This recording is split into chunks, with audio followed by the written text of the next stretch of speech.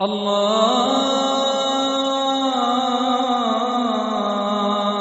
أكبر الله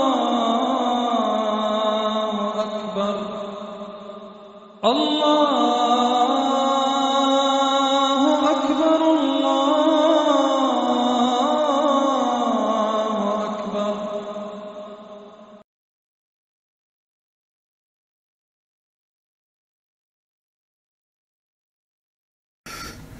الحمد لله وكفى والصلاة والسلام على سيد الرسل وخاتم الأنبياء أما بعد. معزز سامعین و ناظرین، السلام علیکم ورحمۃ اللہ وبرکاتہ. امید ہے کہ آپ سب خیر عافیت کے ساتھ ہوں گے. سن 1974 میں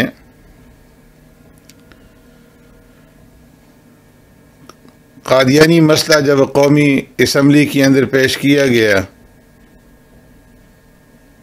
تو اس وقت قادیانی جماعت کے سربراہ مرزا ناصر احمد نے اپنی طرف سے محضر نامہ قومی اسمبلی کے اندر جمع کرایا،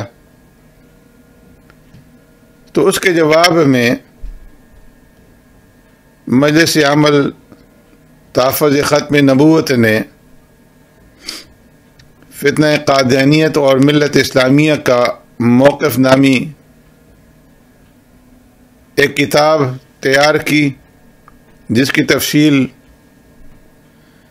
گزشتہ ویڈیو کے اندر میں عرض کر چکا ہوں.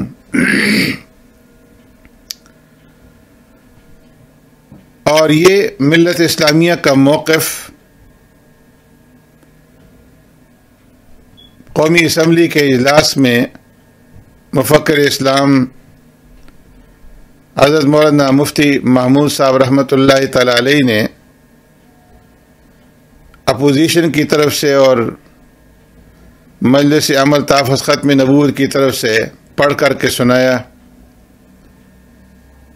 اس کی دوسری قسط آپ کی خدمت میں پیش کر رہا ہوں.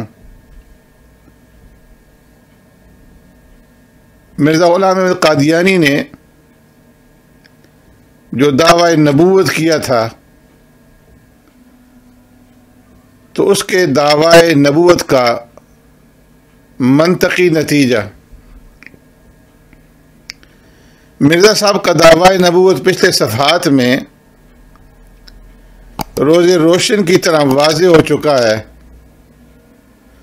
اور قرآن، حدیث، اجماع اور تاریخ اسلام کی روشنی میں یہ بات طے ہو چکی ہے کہ جو شخص حضرت صلی اللہ علیہ وسلم کے بعد نبوت کا دعویٰ کرے، وہ اور اس کے متبعین کافر اور دائرہ اسلام سے خارج ہیں. یہ صرف اسلامی کا نہیں، عقل عام کا بھی فیصلہ ہے. مذاہب عالم کی تاریخ سے ادنا واقفیت رکھنے والا ہر شخص اس بات کو تسلیم کرے گا کہ جب کبھی کوئی شخص نبوت کا دعویٰ کرتا ہے تو حق اور باطل کی بیس سے قطع نظر جتنے لوگ اس وقت موجود ہیں وہ فوراً دو گروہ میں تقسیم ہو جاتے ہیں. ایک گروہ وہ ہوتا ہے جو اس شخص کی تصدیق کرتا ہے اور اسے سچا مانتا ہے، اور دوسرا گروہ وہ ہوتا ہے جو اس کی تصدیق اور پیروی نہیں کرتا. ان دونوں گروہوں کو دنیا میں کبھی بھی ہم مذہب قرار نہیں دیا گیا، بلکہ ہمیشہ دونوں کو الگ الگ مذہبوں کا پیرو سمجھا گیا ہے. خود مرزا غلام احمد قادیانی اس حقیقت کو تسلیم کرتے ہوئے کہتے ہیں، ہر نبی اور مامور کے وقت دو فرقے ہوتے ہیں، ایک وہ جس کا نام سعید رکھا ہے اور دوسرا وہ جو شقی کہلاتا ہے. الحکم جلد 1 28 دسمبر سن 1900. مذاہب عالم کی تاریخ پر نظر ڈالنے سے یہ حقیقت پوری طرح واشگاف ہو جاتی ہے کہ دعوی نبوت کے مانتے ہوئے یہ دو فریق کبھی ہم مذہب نہیں کہلائے، بلکہ ہمیشہ حریف مذہبوں کی طرح رہے ہیں۔ حضرت عیسیٰ علیہ السلام کی تشریف آوری سے پہلے سارے بنی اسرائیل ہم مذہب تھے، لیکن جب حضرت عیسیٰ علیہ السلام تشریف لائے تو فوراً دو بڑے بڑے حریف مذہب پیدا ہو گئے۔ ایک مذہب آپ کے ماننے والوں کا تھا جو بعد میں عیسائیت یا مسیحیت کہلایا، اور دوسرا مذہب آپ کی تکذیب کرنے والوں کا تھا جو یہودی مذہب کہلایا۔ حضرت عیسیٰ علیہ السلام اور آپ کے متبعین اگرچہ پچھلے تمام انبیاء علیہ السلام پر ایمان رکھتے تھے، لیکن یہودیوں نے کبھی ان کو اپنا ہم مذہب نہیں سمجھا، اور نہ عیسائیوں نے کبھی اس بات پر اصرار کیا کہ انہیں یہودیوں میں شامل سمجھا جائے۔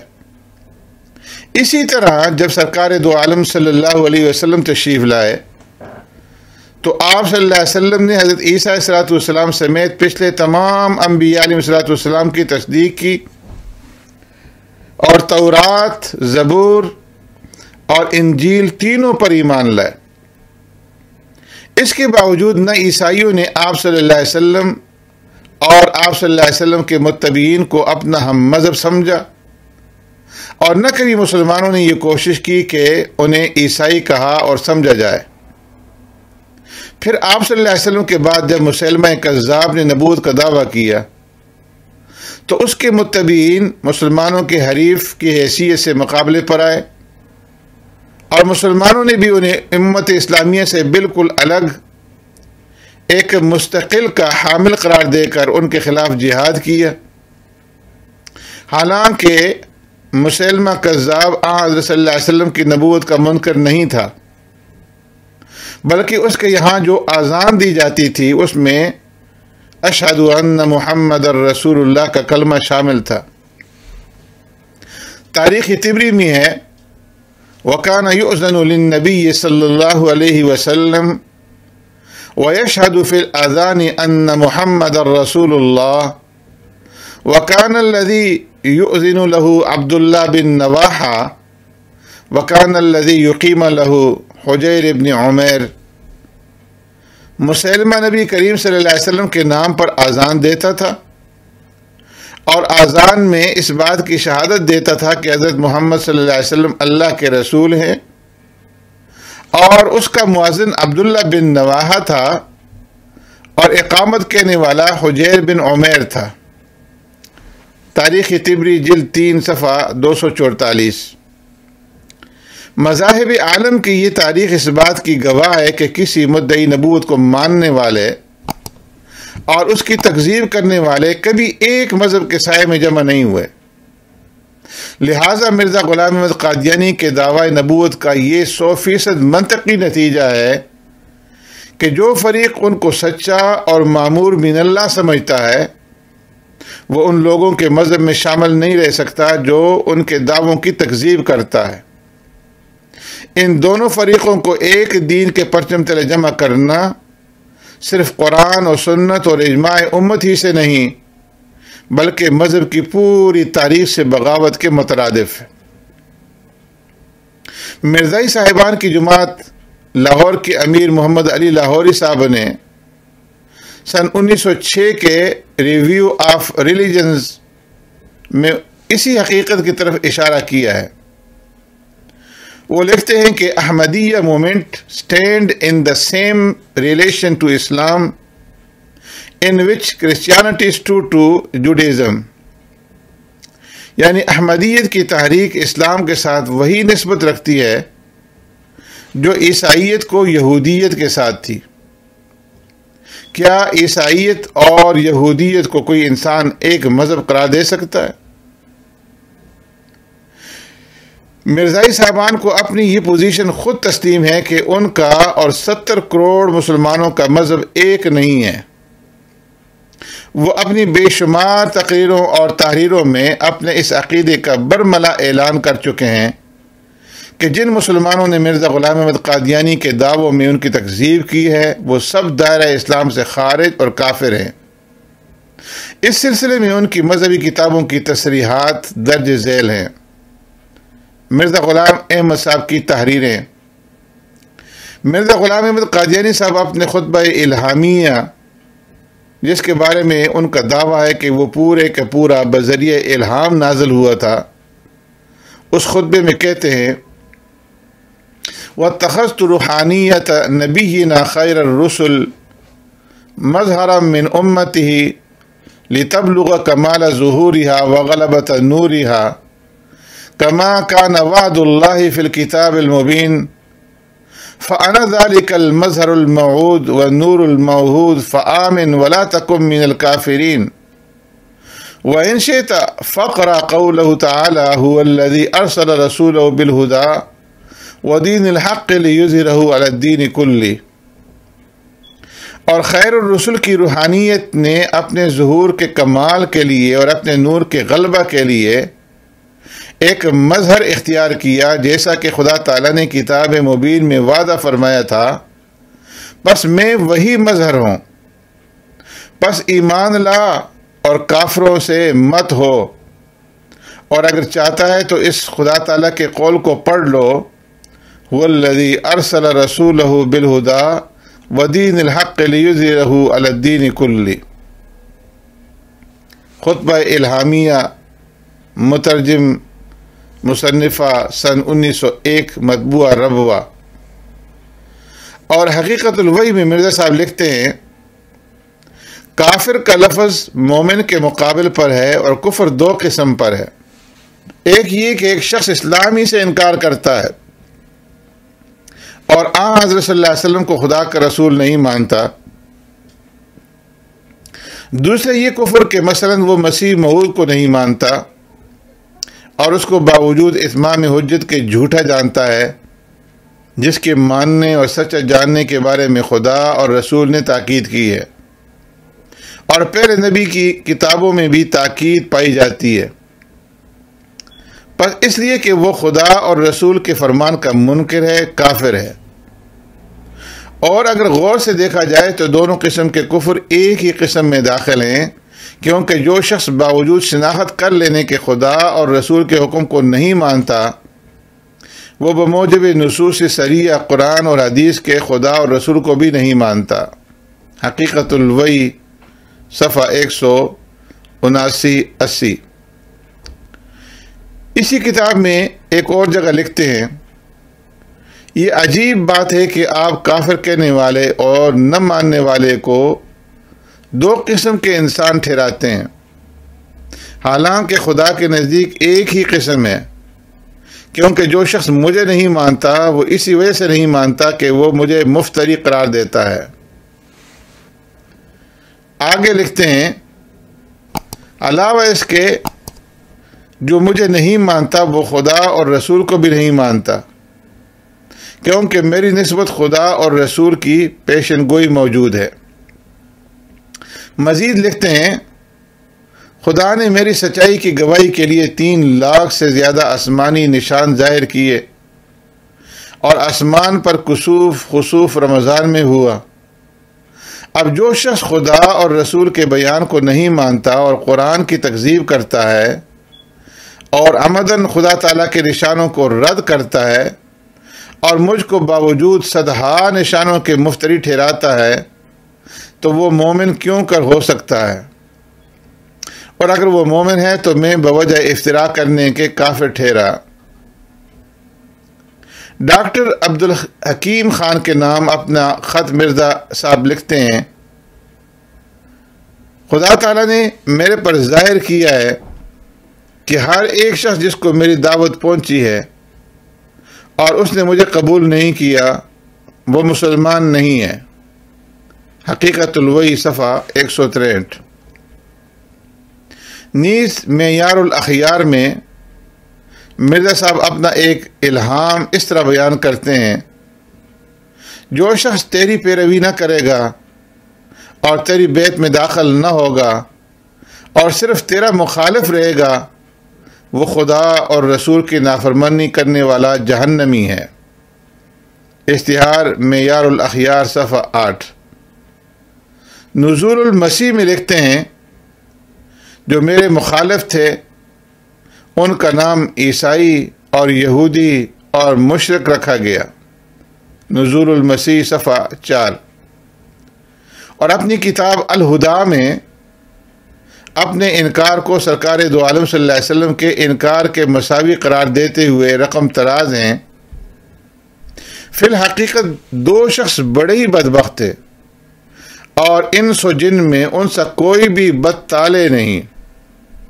ایک وہ جس نے خاتم الانبیاء کو نہ مانا، دوسرا وہ جو خاتم الخلفاء یعنی بزعم خود مرزا صاحب پر ایمان نہ لایا۔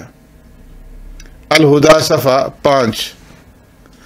اور انجام آتم میں لکھتے ہیں، اب ظاہر ہے کہ ان الہامات میں میری نسبت بار بار بیان کیا گیا ہے کہ یہ خدا کا فرستادہ، خدا کا مامور، خدا کا امین اور خدا کی طرف سے آیا ہے۔ جو کچھ کہتا ہے اس پر ایمان لاؤ اور اس کا دشمن جہنمی ہے۔ انجام آتم صفحہ 62۔ نیز اخبار بدر 24 مئی 1908 میں لکھا ہے کہ بحضرت مسیح موعود ایک شخص نے سوال کیا کہ جو لوگ آپ کو کافر نہیں کہتے ان کے پیچھے نماز پڑھنے میں کیا حرج ہے؟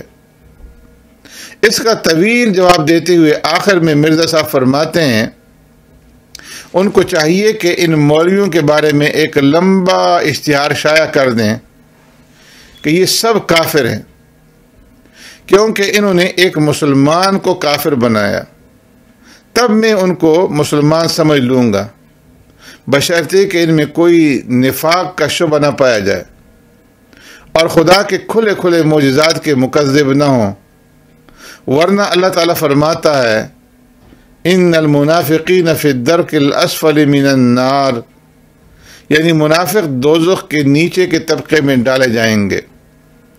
اخبار بدر 24 مئی سن 1908۔ مرزائی خلیفہ اول حکیم نور الدین کے فتاوی۔ مرزائی صاحبان کے پہلے خلیفہ جن کی خلافت پر دونوں مرزائی گروپ متفق تھے فرماتے ہیں ایمان بالرسل اگر نہ ہو تو کوئی شخص مومن مسلمان نہیں ہو سکتا، اور اس ایمان بالرسل میں کوئی تخصیص نہیں، عام ہے، خواہ وہ نبی پہلے آئے یا بعد میں آئے، ہندوستان میں ہو یا کسی اور ملک میں۔ کسی مامور من اللہ کا انکار کفر ہو جاتا ہے۔ ہمارے مخالف حضرت مرزا صاحب کی ماموریت کے منکر ہیں، بتاؤ کہ یہ اختلاف فروعی کیوں کر ہوا؟ مجموع فتاوی احمدیہ جلد 1 صفحہ 275۔ نیز ایک اور موقع پر کہتے ہیں محمد رسول اللہ صلی اللہ علیہ وسلم کے منکر یہود و نصارہ اللہ کو مانتے ہیں، اللہ تعالیٰ کے رسولوں، کتابوں، فرشتوں کو مانتے ہیں، کیا اس انکار پر کافر ہیں یا نہیں؟ کافر ہیں۔ اگر اسرائیلی مسیح رسول کا منکر کافر ہے تو محمدی مسیح رسول کا منکر کیوں کافر نہیں؟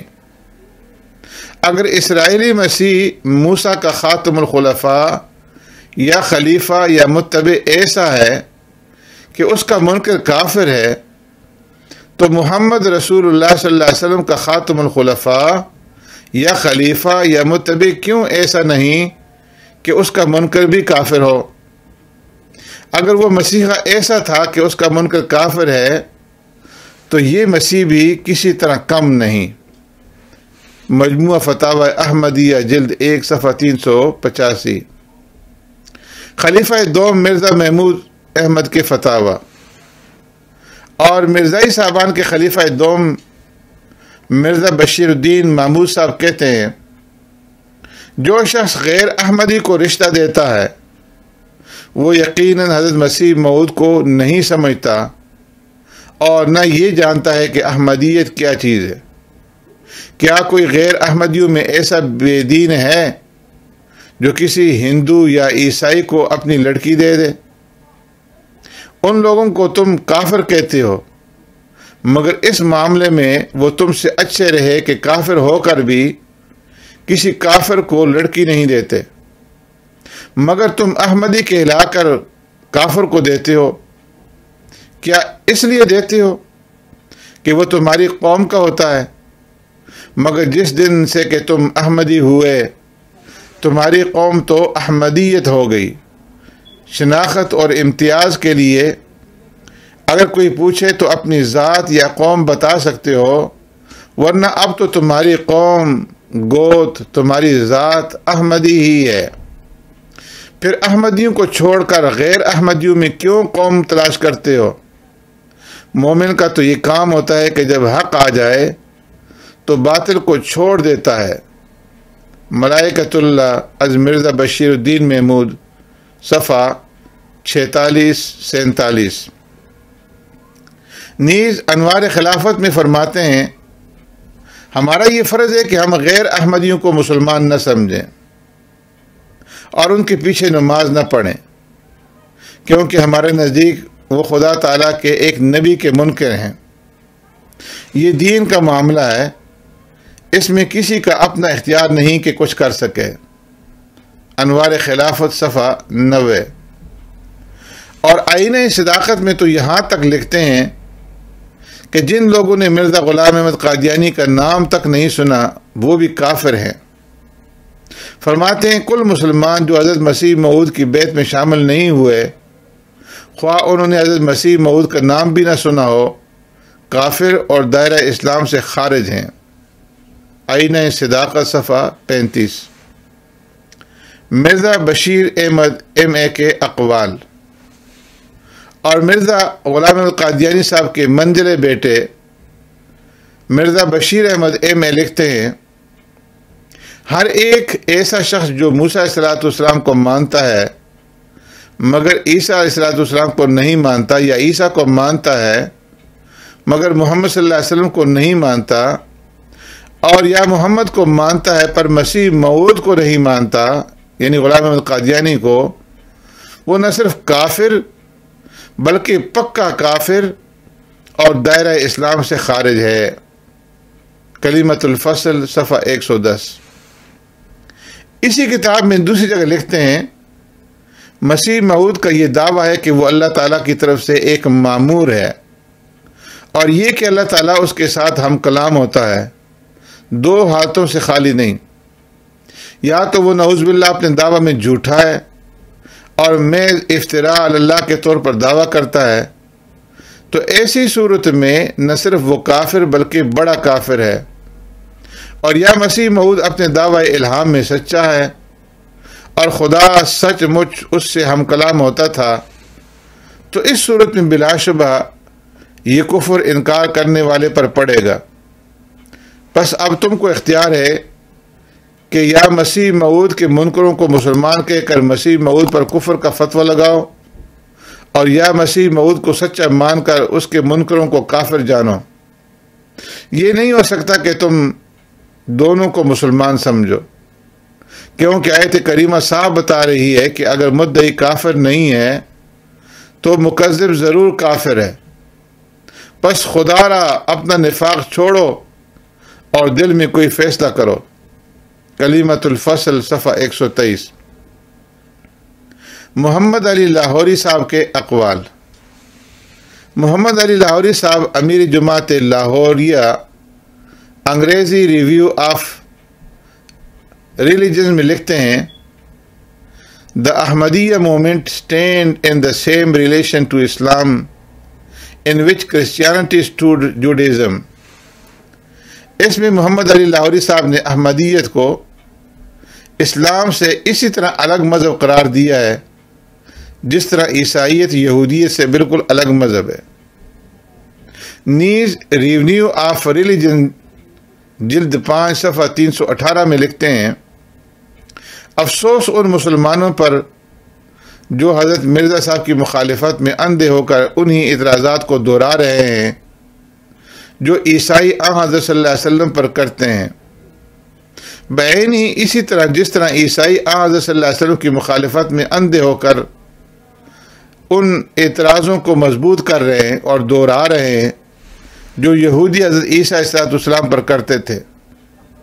سچے نبی کا یہی ایک بڑا بھاری امتیازی نشان ہے کہ جو اعتراض اس پر کیا جائے گا وہ اور نبیوں پر پڑے گا، جس کا نتیجہ یہ ہوتا ہے کہ جو شخص ایسے مامور من اللہ کو رد کرتا ہے وہ گویا کل سلسلہ نبوت کو رد کرتا ہے۔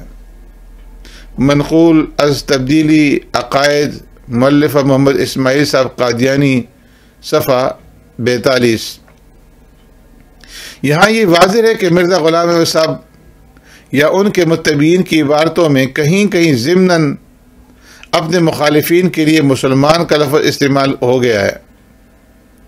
اس کی حقیقت بیان کرتے ہوئے ملک محمد عبداللہ صاحب قادیانی ریویو آف ریلیجنز کے ایک مضمون میں لکھتے ہیں، آپ نے اپنے منکروں کو ان کے ظاہری نام کی وجہ سے مسلمان لکھا ہے، کیونکہ عرف عام کی وجہ سے جب ایک نام مشہور ہو جائے تو پھر خواہ حقیقت اس میں موجود نہ بھی رہے اسے اسی نام سے پکارا جاتا ہے۔ احمدیت کی امتیازی مسائل، مندرجہ ریویو آف ریلیجنز، دسمبر 1941۔ مسلمانوں سے عملی قطع تعلق۔ مذکورہ بالا عقائد کی بنا پر مرزائی صاحبان نے خود اپنے آپ کو ایک الگ ملت قرار دیا ہے، اور جیسا کہ پیچھے عرض کیا جا چکا ہے ان کا یہ طرز عمل مرزا غلام احمد صاحب کے دعووں اور تحریروں کا بالکل منطقی نتیجہ ہے۔ چنانچہ انہوں نے مسلمانوں کے پیچھے نماز پڑھنے، ان کے ساتھ شادی بیاہ کے تعلق قائم کرنے اور ان کی نماز جنازہ ادا کرنے کی بالکل یہ ممانعت کر دی۔ چنانچہ مرزا غلام احمد صاحب نے لکھا ہے کہ تکفیر کرنے والے اور تکذیب کی راہ اختیار کرنے والے ہلاک شدہ قوم ہے، اس لیے وہ اس لائق نہیں ہے کہ میری جماعت میں سے کوئی شخص ان کے پیچھے نماز پڑھے۔ کیا زندہ مردہ کے پیچھے نماز پڑھ سکتا ہے؟ بس یاد رکھو، جیسا خدا نے مجھے اطلاع دی ہے تمہارے پر حرام ہے اور قطعی حرام ہے کہ کسی مکفر اور مکذب یا متردد کے پیچھے نماز پڑھو، بلکہ چاہیے کہ تمہارا وہی امام ہو جو تم میں سے ہو۔ اسی کی طرف حدیث بخاری کی ایک پہلو میں اشارہ ہے کہ امامکم منکم، یعنی جب مسیح نازل ہوگا تو تمہیں دوسرے فرقوں کو جو دعویٰ اسلام کرتے ہیں بکلی ترک کرنا پڑے گا، اور تمہارا امام تم میں سے ہوگا، پس تم ایسا ہی کرو۔ کیا تم چاہتے ہو کہ خدا کا الزام تمہارے سر پر ہو اور تمہارے عمل حبط ہو جائیں؟ تحفہ گولڈویہ، صفحہ 28۔ مرزا بشیر الدین محمود خلیفہ دوم قادیانی صاحبان لکھتے ہیں، حضرت مسیح موعود نے اس احمدی پر سخت ناراضگی کا اظہار کیا ہے جو اپنی لڑکی غیر احمدی کو دے۔ آپ سے ایک شخص نے بار بار پوچھا اور کئی قسم کی مجبوریوں کو پیش کیا، لیکن آپ نے اس کو یہی فرمایا کہ لڑکی کو بٹھائے رکھو لیکن غیر احمدیوں میں نہ دو۔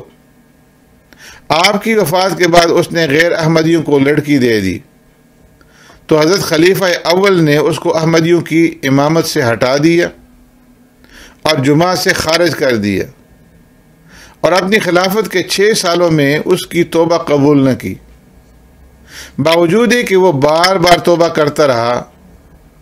اب میں نے اس کی سچی توبہ دیکھ کر کے قبول کر لی ہے۔ انوار خلافت از مرزا بشیر الدین محمود، صفحہ 94۔ آگے لکھتے ہیں، میں کسی کو جماعت سے نکالنے کا عادی نہیں، لیکن اگر کوئی اس حکم کے خلاف کرے گا تو میں اس کو جماعت سے نکال دوں گا۔ البتہ مسلمانوں کی لڑکیاں لینے کو قادیانی مذہب میں جائز قرار دیا گیا ہے، اور اس کی وجہ بیان کرتے ہوئے مرزا غلام احمد کے دوسرے صاحبزادے مرزا بشیر احمد لکھتے ہیں، اگر کہو کہ ہم کو ان کی لڑکیاں لینے کی اجازت ہے تو میں کہتا ہوں کہ نصارہ کی لڑکیاں لینے کی بھی تو اجازت ہے۔ کلمۃ الفصل مندرجہ ریویو جلد 14 صفحہ 169 نمبر 4۔ غیر احمدیوں کی نماز جنازہ۔ مرزا بشیر الدین محمود لکھتے ہیں، اب ایک اور سوال رہ جاتا ہے کہ غیر احمدی حضرت مسیح موعود کے منکر ہوئے، اس لیے ان کا جنازہ نہیں پڑھنا چاہیے، لیکن اگر کسی غیر احمدی کا چھوٹا بچہ مر جائے تو اس کا جنازہ کیوں نہ پڑھا جائے؟ وہ تو مسیح موعود کا مکفر نہیں۔ میں یہ سوال کرنے والے سے پوچھتا ہوں کہ اگر یہ بات درست ہے تو پھر ہندوؤں اور عیسائیوں کے بچوں کا جنازہ کیوں نہیں پڑھا جاتا؟ اور کتنے لوگ ہیں جو ان کا جنازہ پڑھتے ہیں؟ اصل بات یہ کہ جو ماں باپ کا مذہب ہوتا ہے، شریعت وہی مذہب ان کے بچے کا قرار دیتی ہے، پس غیر احمدی کا بچہ بھی غیر احمدی ہی ہوا، اس لیے اس کا جنازہ بھی نہیں پڑھنا چاہیے۔ انوار خلافت صفحہ 93 مطبوعہ امر 63۔ قائد اعظم کی نماز جنازہ۔ چنانچہ اپنے مذہب اور خلیفہ کے حکم کی تعمیل میں چودھری ظفر اللہ خان صاحب سابق وزیر خارجہ پاکستان نے قائد اعظم کی نماز جنازہ میں بھی شرکت نہیں کی۔ منیر انکوائری کمیشن کے سامنے تو اس کی وجہ انہوں نے یہ بیان کی کہ نماز جنازہ کے امام مولانا شبیر احمد عثمانی رحمۃ اللہ تعالی علیہ احمدیوں کو کافر، مرتد اور واجب القتل قرار دے چکے تھے، اس لیے میں اس نماز میں شریک ہونے کا فیصلہ نہ کر سکا جس کی امامت مولانا کر رہے تھے۔ رپورٹ تحقیقاتی ادارت پنجاب صفحہ 212۔ لیکن عدالت سے باہر جب ان سے یہ بات پوچھی گئی کہ آپ نے قائد اعظم کی نماز جنازہ کیوں ادا نہیں کی، تو اس وقت انہوں نے یوں جواب دیا، آپ مجھے کافر حکومت کا مسلمان وزیر سمجھ لیں یا مسلمان حکومت کا کافر نوکر۔ زمیندار، لاہور، 8 فروری سن 1950۔ جب اخبارات میں یہ واقعہ منظر عام پر آیا تو جماعت ربوہ کی طرف سے اس کا یہ جواب دیا گیا کہ جناب چودھری محمد ظفر اللہ خان صاحب پر ایک اعتراض یہ کیا جاتا ہے کہ آپ نے قائد اعظم کا جنازہ نہیں پڑھا۔ تمام دنیا جانتی ہے کہ قائد اعظم احمدی نہ تھے، لہٰذا جماعت احمدیہ کے کسی فرد کا ان کا جنازہ نہ پڑھنا کوئی قابل اعتراض بات نہیں۔ اور قادیانی اخبار الفضل کا جواب یہ تھا کہ کیا یہ حقیقت نہیں ہے کہ ابو طالب بھی قائد اعظم کی طرح مسلمانوں کے بہت بڑے محسن تھے، مگر نہ مسلمانوں نے آپ کا جنازہ پڑھا اور نہ رسول خدا نے۔ الفضل 28 اکتوبر سن 1952۔ بعض لوگ چودھری ظفر اللہ خان کے اس طرز عمل پر اظہار تعجب کرتے ہیں، لیکن حقیقت یہ کہ اس میں تعجب کا کوئی موقع نہیں۔ انہوں نے جو دین اختیار کیا تھا یہ اس کا لازمی تقاضا تھا۔ ان کا دین، ان کا مذہب، ان کی امت، ان کے عقائد، ان کے افکار، ہر چیز مسلمانوں سے نہ صرف مختلف بلکہ ان سے بالکل متضاد ہے۔ ایسی صورت میں وہ قائد اعظم کی نماز جنازہ کیوں پڑھتے؟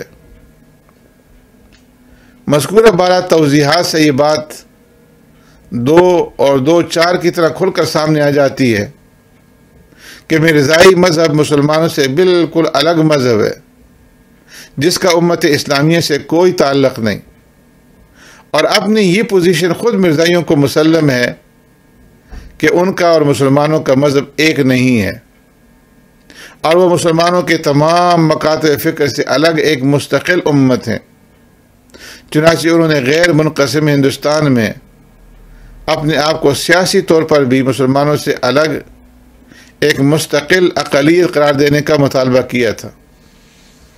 مرزا بشیر الدین محمود کہتے ہیں، میں نے اپنے نمائندے کی معرفت ایک بڑے زمیندار انگریز افسر کو کہلوا بھیجا کہ پارسیوں اور عیسائیوں کی طرح ہمارے حقوق بھی تسلیم کیے جائیں، جس پر اس افسر نے کہا کہ وہ تو اقلیت ہیں اور تم ایک مذہبی فرقہ ہو۔ اس پر میں نے کہا کہ پارسی اور عیسائی بھی تو مذہبی فرقہ ہیں، جس طرح ان کے حقوق علیحدہ تسلیم کیے گئے ہیں اسی طرح ہمارے بھی کیے جائیں۔ تم ایک پارسی پیش کر دو، اس کے مقابلے میں دو احمدی میں پیش کرتا جاؤں گا۔ مرزا بشیر الدین محمود کا بیان، مندرجہ الفضل 13 نومبر سن 1946۔ کیا اس کے بعد بھی اس مطالبے کی معقولیت میں کسی انصاف پسند انسان کو کوئی ادنا شبہ باقی رہ سکتا ہے کہ مرزائی امت کو سرکاری سطح پر غیر مسلم اقلیت قرار دیا جائے؟ یہاں ایک اور اہم حقیقت کی طرف توجہ دلانا ازبز ضروری ہے، اور وہ یہ کہ مرزائی صاحبان کا 90 سالہ طرز عمل یہ بتاتا ہے کہ وہ اپنے جماعتی مفادات کی خاطر بسا اوقات صریح غلط بیانی سے بھی نہیں چوکتے۔ پیچھے ان کے وہ واضح اور غیر مبہم تحریریں پیش کی جا چکی ہیں جن میں انہوں نے مسلمانوں کو کھلم کھلا کافر قرار دیا ہے، اور جتنی تحریریں پیچھے پیش کی گئی ہیں اس سے زیادہ مزید پیش کی جا سکتی ہیں، لیکن اپنی انگنت مرتبہ ان صریح اعلانات کے باوجود منیر انکوائری کمیشن کے سوال کے جواب میں ان دونوں جماعتوں نے یہ بیان دیا کہ ہم غیر احمدیوں کو کافر نہیں سمجھتے۔ ان کا یہ بیان ان کے حقیقی عقائد اور سابقہ تحریرات سے اس قدر متضاد تھا کہ منیر انکوائری کمیشن کے جج صاحبان بھی اسے صحیح باور نہ کر سکے۔ چنانچہ اپنی رپورٹ میں وہ لکھتے ہیں، اس مسئلہ پر کہ آیا احمدی دوسرے مسلمانوں کو ایسا کافر سمجھتے ہیں جو دائرہ اسلام سے خارج ہے، احمدیوں نے ہمارے سامنے یہ موقف ظاہر کیا ہے کہ ایسے لوگ کافر نہیں ہیں، اور لفظ کفر جو احمدی لٹریچر میں ایسے اشخاص کے لیے استعمال کیا گیا ہے اس سے کفر خفی یا انکار مقصود ہے۔ یہ ہرگز کبھی مقصود نہیں ہوا کہ ایسے اشخاص دائرہ اسلام سے خارج ہیں، لیکن ہم نے اس موضوع پر بے شمار سابقہ اعلانات دیکھے ہیں اور ہمارے نزدیک ان کی کوئی تعبیر اس کے سوا ممکن نہیں کہ مرزا غلام احمد کے نہ ماننے والے دائرہ اسلام سے خارج ہیں۔ پنجاب کی تحقیقاتی ادارت کی رپورٹ، اردو، صفحہ 212 سن 1954۔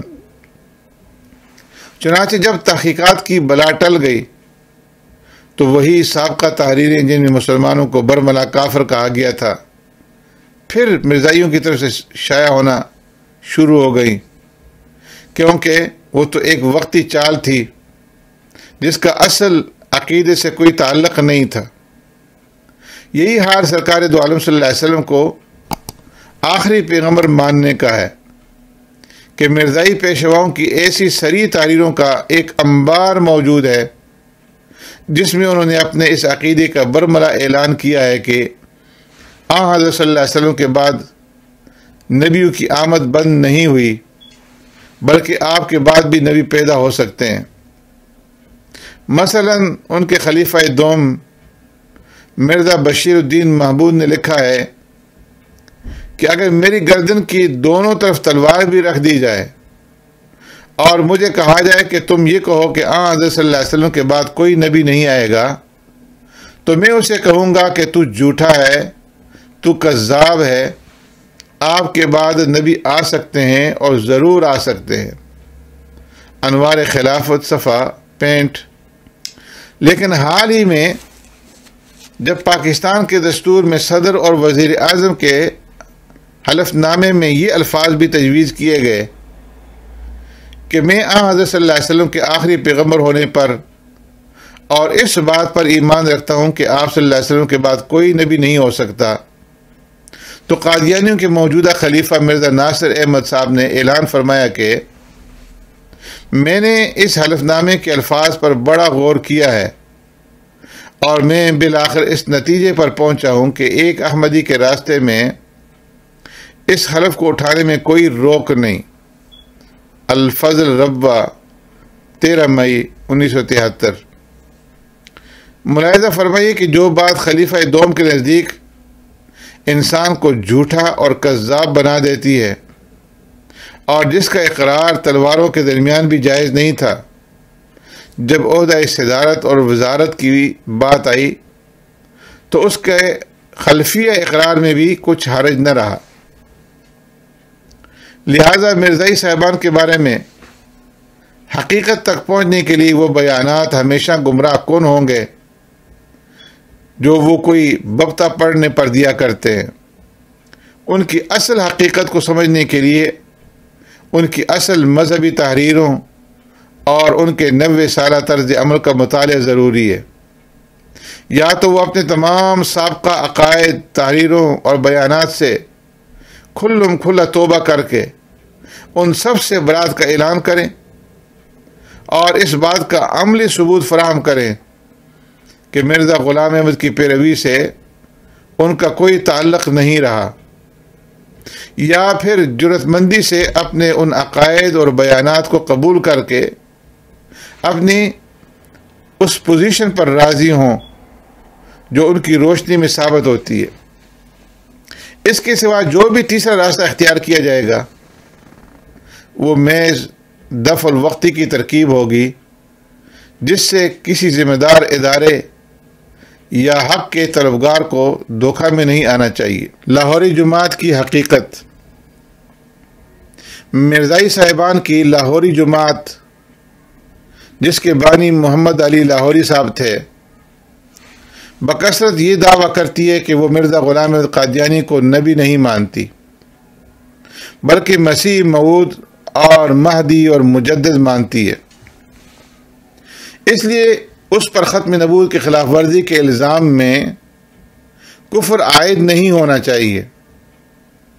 اس کا مختصر سا جواب تو یہ ہے کہ جس شخص کا جھوٹا دعوی نبوت ثابت ہو چکا ہو، اسے صرف نبی ماننا ہی نہیں، سچا ماننا اور واجب الاطاعت سمجھنا بھی کھلا کفر ہے، چاہے کہ اسے مسیح موعود، مہدی اور مجدد اور محدث قرار دیا جائے، جیسا کہ پیچھے بیان کیا جا چکا۔ کسی شخص کا دعوی نبوت جو دو حریف مذہب پیدا کرتا ہے، وہ اسے سچا ماننے والوں اور جھوٹا ماننے والوں پر مشتمل ہوتے ہیں۔ جو جماعت اسے سچا قرار دیتی ہے وہ ایک مذہب کی پیرو قرار پاتی ہے، اور جو جماعت اس کی تکذیب کرتی ہے وہ دوسرے مذہب میں شامل ہوتی ہے۔ لہذا جب مرزا غلام احمد قادیانی کا مدعی نبوت ہونا روز روشن کی طرح ثابت ہو چکا، تو اب اس کو پیشوا ماننے والی جماعتیں ایک ہی مذہب میں داخل ہوں گی، خواہ وہ اسے نبی کا نام دیں یا مسیح موعود، مہدی موعود اور مجدد کا۔ لیکن اس مختصر جواب کے ساتھ لاہوری جماعت کی پوری حقیقت واضح کر دینا بھی مناسب ہوگا۔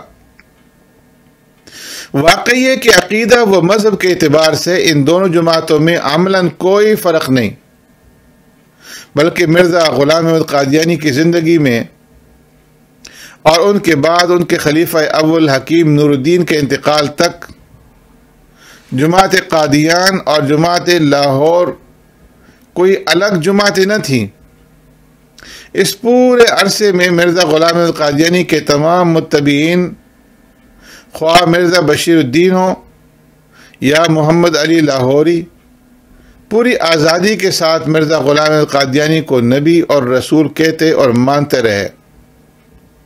محمد علی لاہوری صاحب عرصہ دراز تک مشہور قادیانی رسالے ریویو آف ریلیجنز کے ایڈیٹر رہے، اور اس عرصہ میں انہوں نے بے شمار مضامین میں نہ صرف مرزا صاحب کے لیے نبی اور رسول کا لفظ استعمال کیا، بلکہ ان کے لیے نبوت و رسالت کے تمام لوازم کے قائل رہے۔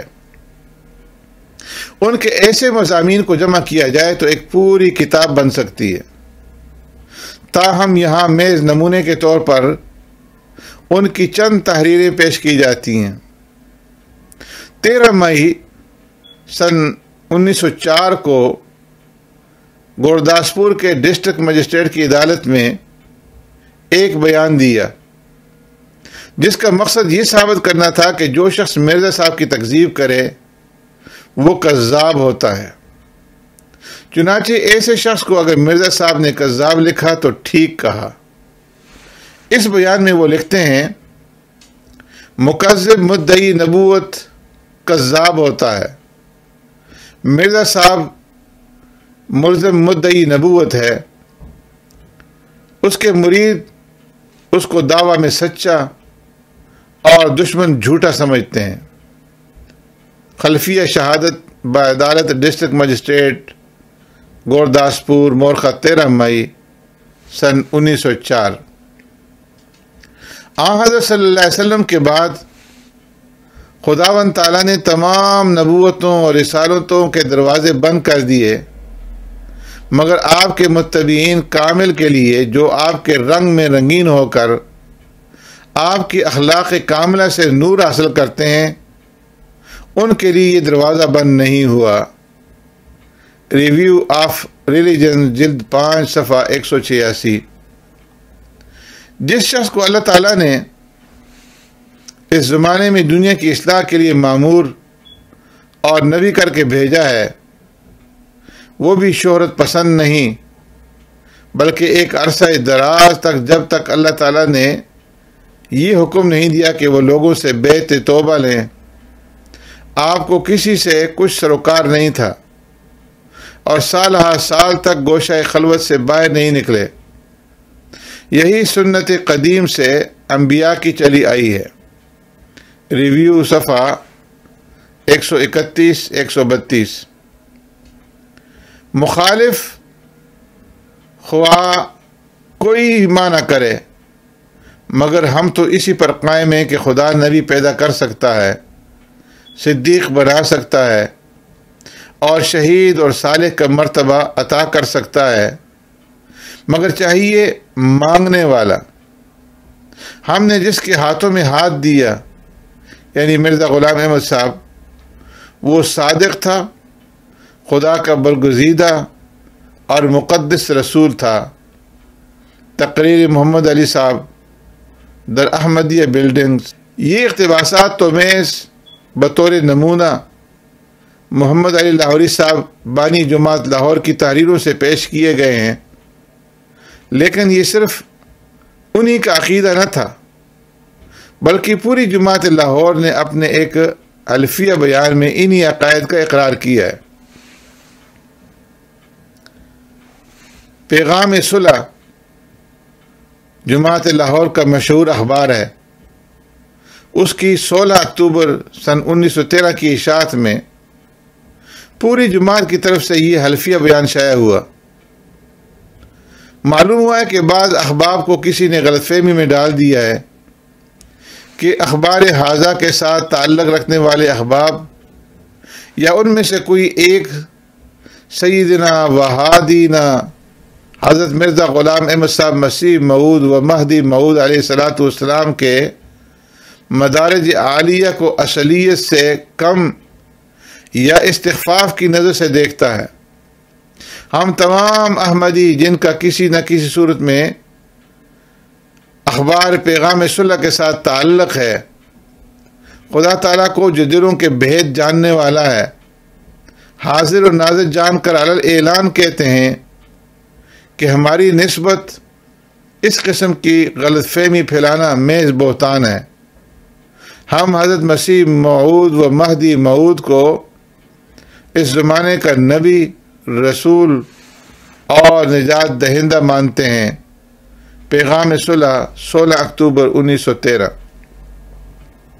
اس حلفیہ بیان کے بعد لاہوری جماعت کے اصل عقائد سے ہر پردہ اٹھ جاتا ہے، لیکن جب مرزائیوں کے خلیفہ اول حکیم نور الدین کا انتقال ہوتا ہے اور خلافت کا مسئلہ اٹھتا ہے تو محمد علی لاہوری صاحب مرزا بشیر الدین محمود کے ہاتھ پر بیعت کرنے اور انہیں خلیفہ تسلیم کرنے سے انکار کر کے قادیان سے لاہور چلے آتے ہیں اور یہاں اپنی الگ جماعت کی داغ بیل ڈالتے ہیں۔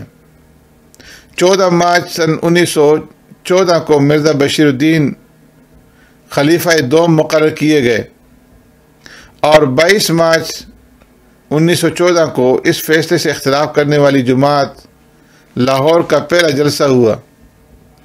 اس جلسہ میں جو قرارداد منظور کی گئی وہ یہ تھی: صاحبزادہ صاحب یعنی مرزا بشیر الدین کے انتخاب کو اس حد تک ہم جائز سمجھتے ہیں کہ وہ غیر احمدیوں سے احمد کے نام پر بیعت لے، یعنی اپنے سلسلہ احمدیہ میں ان کو داخل کر لیں، لیکن احمدیوں سے دوبارہ بیعت لینے کی ہم ضرورت نہیں سمجھتے۔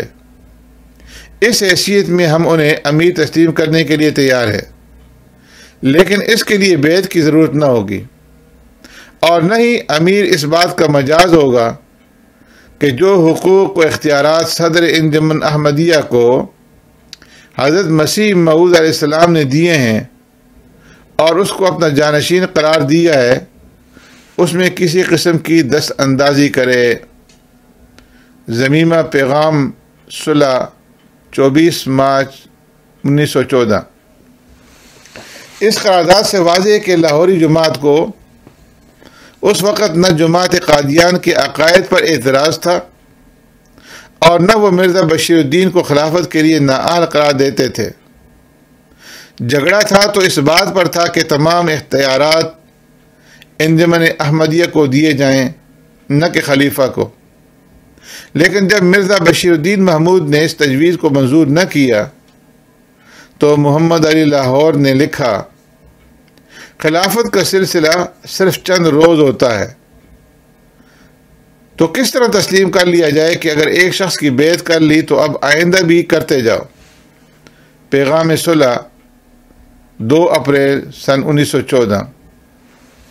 یہ تھا قادیانی اور لاہوری جماعتوں کا اصل اختلاف، جس کی بنا پر یہ دونوں پارٹیاں الگ ہوئیں۔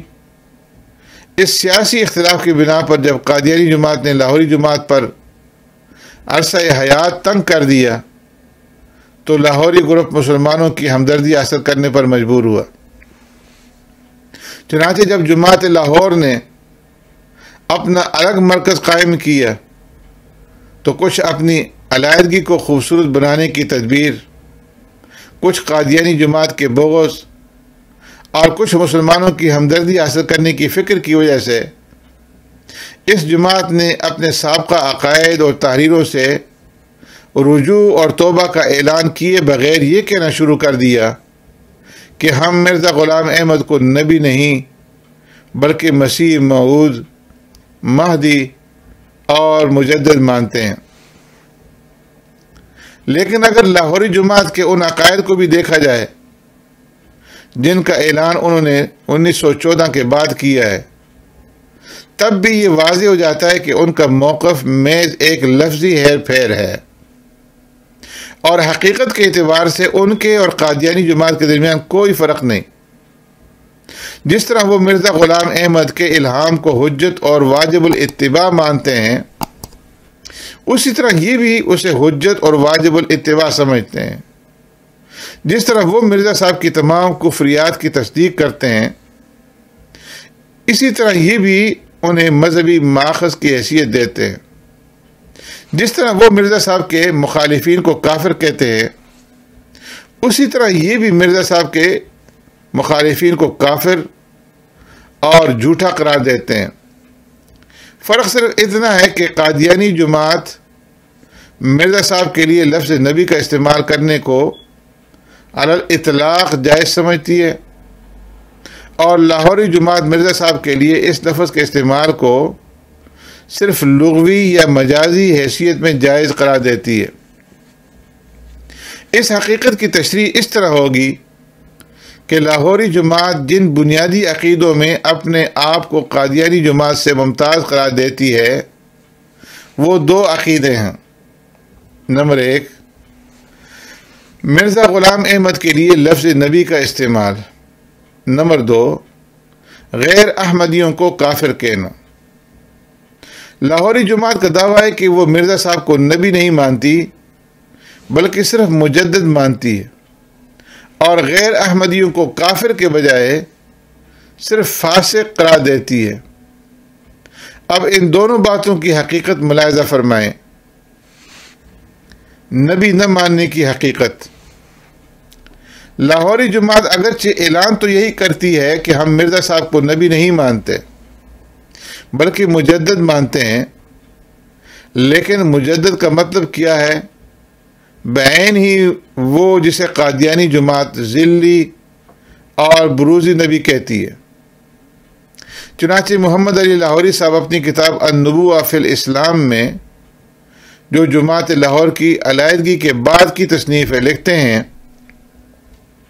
انواع نبوت میں سے وہ نوع جو محدث کو ملتی ہے وہ چونکہ بباعث اتباع اور فنا فی الرسول کے ملتی ہے، جیسا توضیح مرام میں لکھا تھا کہ وہ نوع مبشرات ہے، اس لیے وہ اس تحدید ختم نبوت سے باہر ہے۔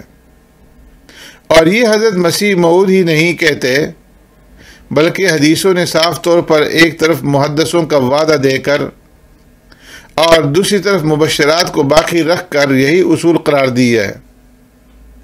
گویا نبوت تو ختم ہے مگر ایک نوع نبوت باقی ہے، اور وہ نوع نبوت مبشرات ہیں۔ وہ ان لوگوں کو ملتی ہے جو کامل طور پر اتباع حضرت نبی کریم صلی اللہ علیہ وسلم کا کرتے ہیں اور فنا فی الرسول کے مقام تک پہنچ جاتے ہیں۔ اب بعینی اسی اصول کو چشمہ معرفت میں، جو آپ مرزا غلام احمد قادیانی کی سب سے آخری کتاب ہے، بیان کیا ہے۔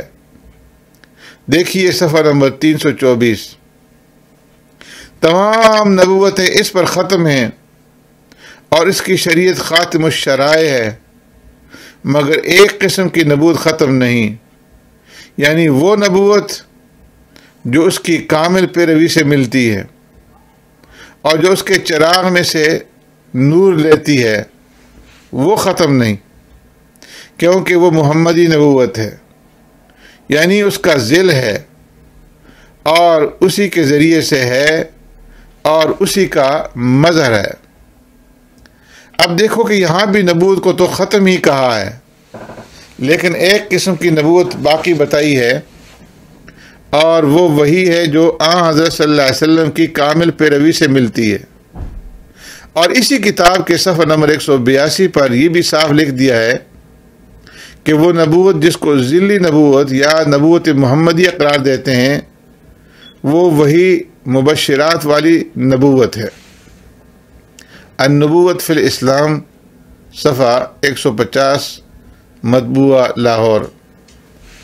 آگے مرزا غلام احمد قادیانی کی عبارتوں کی تشریح کرتے ہوئے اور انہیں درست قرار دیتے ہوئے لکھتے ہیں، در حقیقت جو کچھ فرمایا ہے، یعنی مرزا غلام احمد صاحب نے جو کچھ کہا ہے، گو اس کے الفاظ میں تھوڑا تھوڑا تغیر ہو، مگر ماصل سب کا ایک ہی ہے، یعنی یہ کہ اول فرمایا کہ صاحب خاتم ہونے کے معنی یہ ہیں کہ بجز اس کی مہر کے کوئی فیض کسی کو نہیں پہنچ سکتا۔ پھر فرمایا کہ صاحب خاتم ہونے سے یہ مراد ہے کہ اس کی مہر سے ایک ایسی نبوت بھی مل سکتی ہے جس کے لیے امتی ہونا لازمی ہے۔ اب امتی ہونے کے معنی یہی ہے کہ کامل اطاعت حضرت صلی اللہ علیہ وسلم کی جائے اور اپنے آپ کو حضرت صلی اللہ علیہ وسلم کی محبت میں فنا کر دیا جائے، تب آپ صلی اللہ علیہ وسلم کے فیض سے ایک قسم کی نبوت بھی مل سکتی ہے۔ وہ نبوت کیا ہے؟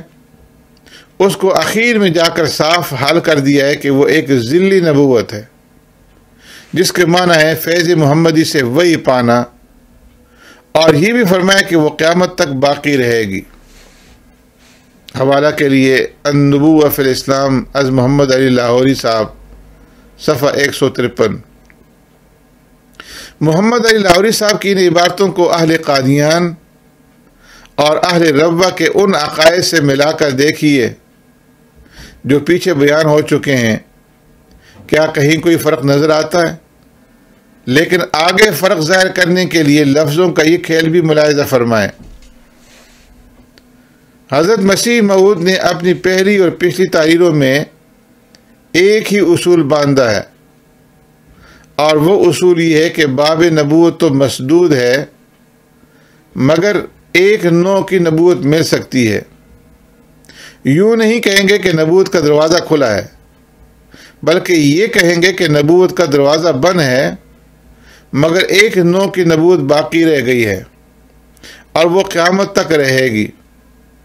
یوں نہیں کہیں گے کہ ایک شخص اب بھی نبی ہو سکتا ہے، بلکہ یوں کہیں گے کہ ایک نوع کی نبوت اب بھی حضرت صلی اللہ علیہ وسلم کی پیروی سے حاصل ہو سکتی ہے۔ اس کا نام ایک جگہ مبشرات، ایک جگہ جزوی نبوت، ایک جگہ محدثیت، ایک جگہ کثرت مکالمہ رکھا ہے۔ مگر نام کوئی بھی رکھا ہو، اس کا بڑا نشان یہ قرار دیا ہے کہ وہ ایک انسان کامل محمد رسول اللہ صلی اللہ علیہ وسلم کی اتباع سے مل سکتی ہے۔ وہ فنا پھر رسول سے حاصل ہوتی ہے، وہ نبوت محمدیہ کی مستفاض ہے، وہ چراغ نبوی کی روشنی ہے، وہ اصلی کوئی چیز نہیں، ذل ہے۔ کیا یہ لفظوں کی معمولی ہیر پھیر سے ذل و بروز کا بعینی وہی فلسفہ نہیں ہے جو مرزا صاحب اور قادیانی جماعت کے الفاظ میں پیچھے بیان کیا جا چکا ہے؟ اگر ہے اور یقیناً ہے تو حقیقت کے لحاظ سے قادیانی جماعت اور لاہوری جماعت میں فرق کیا رہ گیا؟ اور یہ صرف محمد علی لاہوری صاحب ہی کا نہیں، پوری لاہوری جماعت کا عقیدہ ہے۔ چنانچہ قادیانی جماعت اور لاہوری جماعت کے درمیان جو مباحثہ راولپنڈی میں ہوا اور جسے دونوں جماعتوں نے مشترکہ خرچ پر شائع کیا، اس میں لاہوری جماعت کے نمائندے نے صراحتاً کہا کہ حضرت یعنی مرزا غلام احمد حضرت صلی اللہ علیہ وسلم کے اضلال میں ایک کامل ذل ہے، پس ان کی بیوی اس لیے ام المؤمنین ہے، اور یہ بھی ذلی طور پر مرتبہ ہے۔ مباحثہ راولپنڈی صفحہ 196۔ نیز اس بات کا بھی اعتراف کیا کہ حضرت مسیح موعود نبی نہیں، مگر حضرت صلی اللہ علیہ وسلم کی نبوت ان میں منعکس ہے۔ مباحثہ راولپنڈی صفحہ 196۔ یہ سب وہ عقائد ہیں جنہیں لاہوری جماعت اب بھی تسلیم کرتی ہے۔ اس سے واضح ہو گیا کہ مرزا غلام احمد کی نبوت کے مسئلہ میں قادیانی جماعت اور لاہوری جماعت میں صرف لفظی ہیر پھیر کا اختلاف ہے۔ لاہوری جماعت اگرچہ مرزا صاحب کا لقب مسیح موعود اور مجدد رکھتی ہے، لیکن ان الفاظ سے اس کی مراد بعینی وہی ہے جو قادیانی جماعت ذلی، بروزی یا غیر تشریعی یا امتی نبی کے الفاظ سے مراد لیتی ہے۔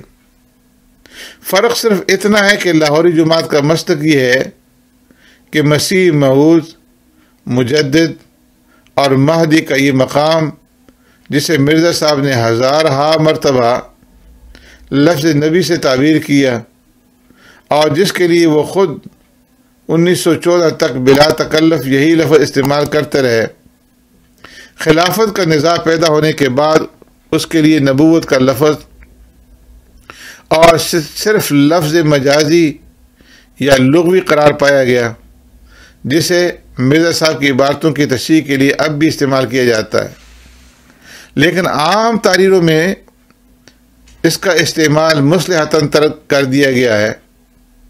شاعر مشرق علامہ اقبال مرحوم نے بالکل صحیح بات کہی تھی کہ تحریک احمدیت دو جماعتوں میں منقسم ہے جو قادیانی اور لاہوری جماعتوں کے نام سے موسوم ہیں۔ اول ذکر جماعت بانی احمدیت کو نبی تسلیم کرتی ہے، آخر ذکر نے اعتقاداً یا مصلحتاً قادیانیت کی شدت کو کم کر کے پیش کرنا مناسب سمجھا۔ آخر ذکر نے اعتقاداً یا مصلحتاً قادیانیت کی شدت کو کم کر کے پیش کرنا مناسب سمجھا۔ حرف اقبال صفحہ 149۔ یہاں یہ حقیقت بھی واضح کر دینا مناسب ہے کہ لاہوری صاحبان نے جو تعویل کی ہے کہ مرزا صاحب نے ہر جگہ اپنے لیے لفظ نبی مجازی یا لغوی طور پر استعمال کیا ہے، حقیقی نبوت کا دعویٰ نہیں کیا، اس تعویل کے لیے انہوں نے حقیقی نبوت کی ایک مخصوص اصطلاح گھڑی ہے جو شرعی اصطلاح سے بالکل الگ ہے۔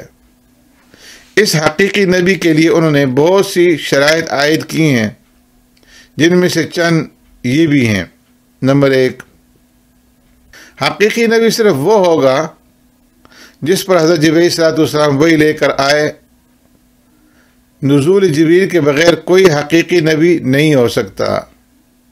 نمبر 2، حقیقی نبوت کے لیے ضروری ہے کہ وہ سابقہ شریعت کو منسوخ یا اس میں ترمیم کر سکے۔ النبوہ فی الاسلام صفحہ 47۔ نمبر 3، حقیقی نبی کی وحی عبادات میں پڑھی جاتی ہے۔ نمبر 4، ہر حقیقی نبی کے لیے ضروری ہے کہ وہ کتاب لائے۔ النبوہ فی الاسلام صفحہ 60۔ حقیقی نبوت کی اس طرح 12 شرائط عائد کرنے کے بعد انہوں نے ثابت کیا ہے کہ چونکہ یہ شرائط مرزا صاحب میں نہیں پائی جاتی، اس لیے ان پر حقیقی معنی میں لفظ نبی کا اطلاق درست نہیں۔ اب ظاہر ہے کہ شریعت کی معروف اصطلاح میں نبی کے لیے نہ کتاب لانا ضروری ہے، نہ یہ ضروری ہے کہ اس کی وحی عبادتوں میں ضرور پڑھی جائے، نہ یہ لازمی ہے کہ نبی اپنے سے پہلی شریعت کو ہمیشہ منسوخی کر دے، اور نہ نبوت کی تعریف میں یہ بات داخل ہے کہ اس میں وحی لانے والے ہمیشہ جبرائیل علیہ السلام ہی ہوں۔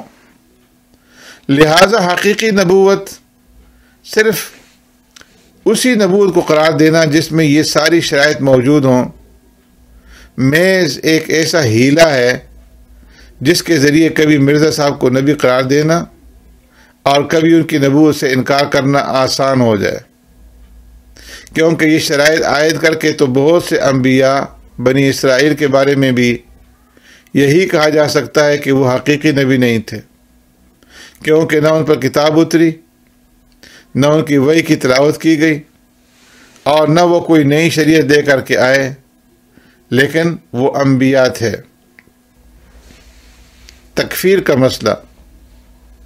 لاہوری جماعت جس بنیاد پر اپنے آپ کو اہل قادیان سے ممتاز قرار دیتی ہے وہ اصل میں تو نبوت ہی کا مسئلہ ہے، جس کے بارے میں پیچھے واضح ہو چکا کہ وہ صرف لفظی ہیر پھیر کا فرق ہے، ورنہ حقیقت کے اعتبار سے دونوں ایک ہیں۔ دوسرا مسئلہ جس کے بارے میں جماعت لاہور کا دعویٰ ہے کہ وہ جماعت قادیان سے مختلف ہے، تکفیر کا مسئلہ ہے۔ یعنی لاہوریوں کا دعویٰ یہ ہے کہ وہ غیر احمدیوں کو مسلمان قرار دیتی ہے، لیکن یہاں بھی بات اتنی سادہ نہیں جتنی بیان کی جاتی ہے۔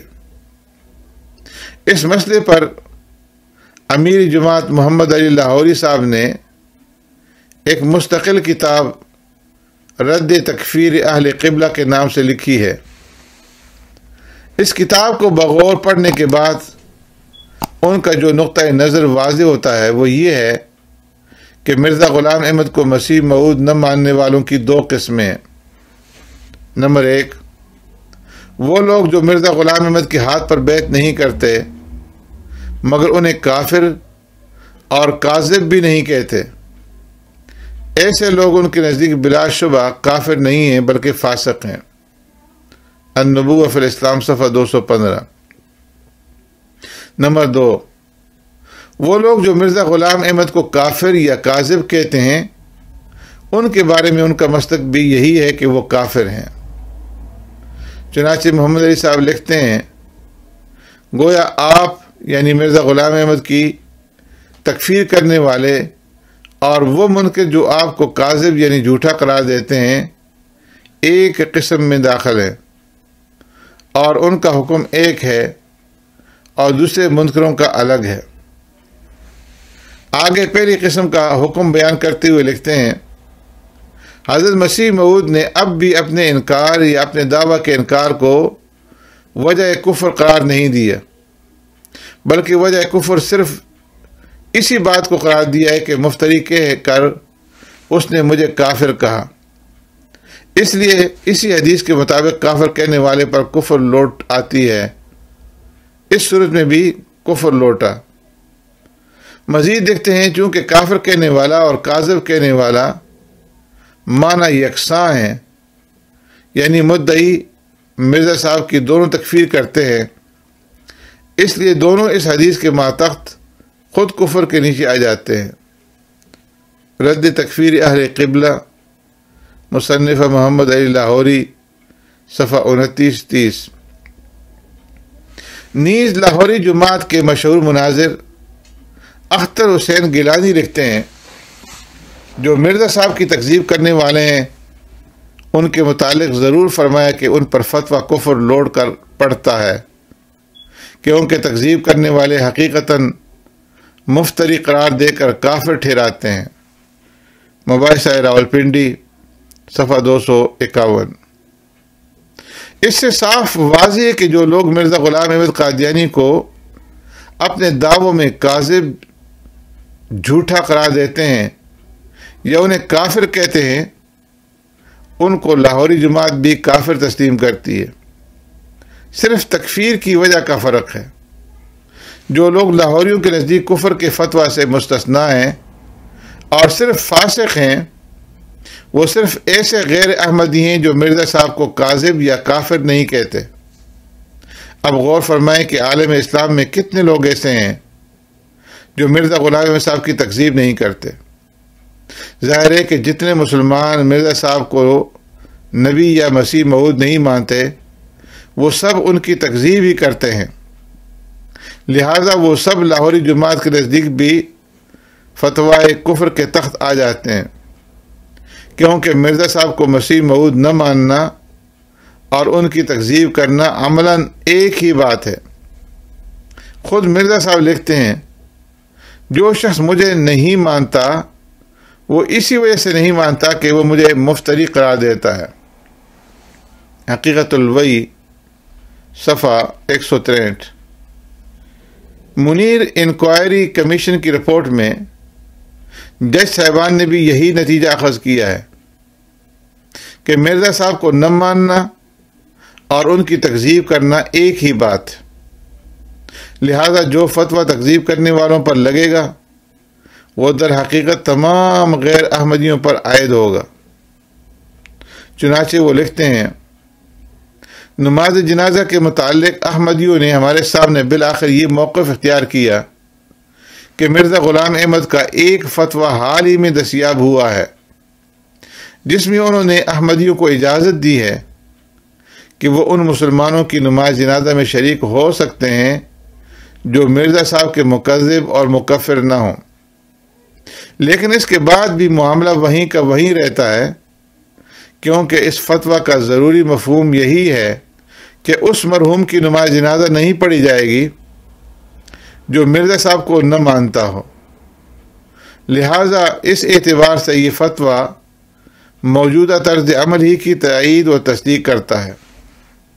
رپورٹ تحقیقات عدالت پنجاب 1954، صفحہ 212۔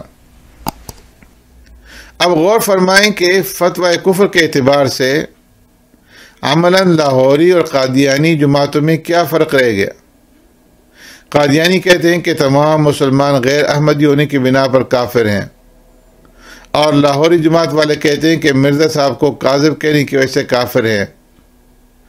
وہ کہتے ہیں کہ مرزا صاحب کو نہ ماننے کی وجہ سے کافر ہیں، اور یہ کہتے ہیں کہ فتویٰ کفر کے لوٹ کر پڑھنے کی وجہ سے کافر ہیں۔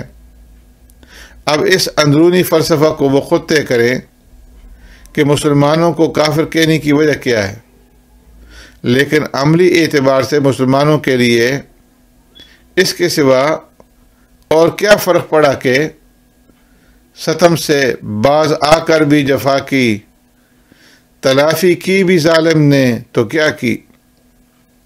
بعض مرتبہ لاہوری جماعت کی طرف سے یہ کہا جاتا ہے کہ ہم مرزا صاحب کی تکذیب کرنے والوں کو جو کافر قرار دیتے ہیں، اس سے مراد ایسا کفر نہیں جو دائرہ اسلام سے خارج کر دے، بلکہ ایسا کفر ہے جو فسق کے معنی میں بھی استعمال ہو جاتا ہے۔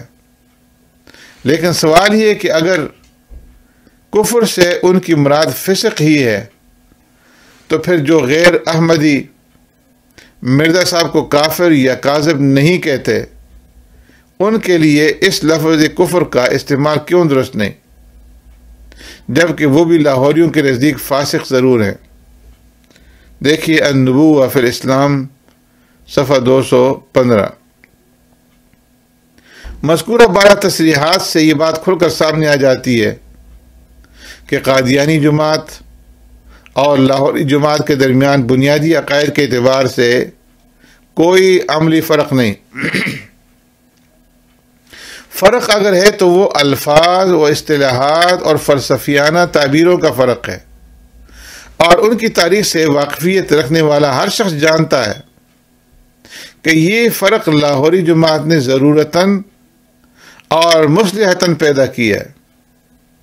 اسی لیے سن 1914 کے تنازع خلافت سے پہلے اس کا کوئی نشان نہیں ملتا۔ اب منقع طور پر ان کے کفر کی وجوہ درج ذیل ہے۔ نمبر 1، قرآن و حدیث، اجماع امت، مرزا غلام احمد کے ذاتی عقائد اور حالات کی روشنی میں یہ بات قطعی اور یقینی ہے کہ مرزا غلام احمد ہرگز وہ مسیح نہیں جس کا قرب قیامت میں وعدہ کیا گیا ہے، اور ان کو مسیح موعود ماننا قرآن کریم، متواتر احادیث اور اجماع امت کی تکذیب ہے۔ لاہوری مرزائی چونکہ مرزا غلام احمد کو مسیح موعود مانتے ہیں، اس لیے کافر اور دائرہ اسلام سے اسی طرح خارج ہیں جس طرح قادیانی مرزائی۔ نمبر 2، مرزا غلام احمد قادیانی کا دعویٰ نبوت قطعی اور یقینی طور پر ثابت ہو چکا ہے، لہذا اس کو کافر کہنے کے بجائے اپنا دینی پیشوا قرار دینے والا مسلمان نہیں ہو سکتا۔